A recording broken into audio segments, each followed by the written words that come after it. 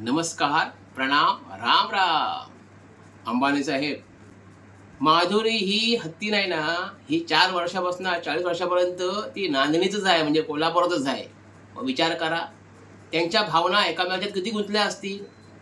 याक सांगून ठेवतंय, आपलं स्वप्न पूर्ण करण्यासाठी दुसऱ्याच्या भावना दुखवण्याचा तुम्हाला अजिबात अधिकार नाही, सांगून ठेवतंय. लक्षात आला?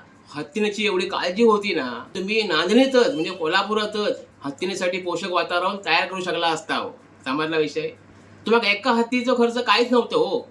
जर एवढे पैसे आहेत तुमच्याकडे तर त्यासाठी तुम्हाला वनतरातच घेऊ नको होता. पण तुम्ही तो गेम खेळला हो. लक्षात आला?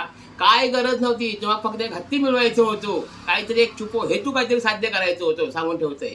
पण हे असं करू नका. लक्षात आला? तुम्ही त्यांच्याशी प्रेमाने बोलला असता ना, तर सगळ्या गोष्टी सहज शक्य झाल्या असते. आणि तुम्ही म्हटला होता की आजारपणा त्यातनी कोणी टोचला आहे, जखम झाले, ह्या सुद्धा औषध तुम्ही इकडे येऊन सगळा केला असता हो.